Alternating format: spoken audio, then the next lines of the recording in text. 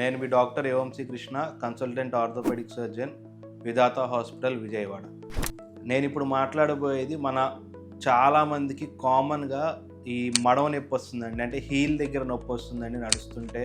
And early morning లేచినప్పుడు కాలు కూడా కింద పెట్టలేకపోతున్నాము. అండ్ ఒక 10-15 స్టెప్స్ తీసుకునేదాకా పెయిన్ విపరీతంగా ఉంటుందండి అని చాలామంది మనకి ఇంట్లో మెజారిటీ హౌస్ వైఫ్స్ చాలా ఎక్కువ కంప్లైంట్ చేస్తూ ఉంటారండి.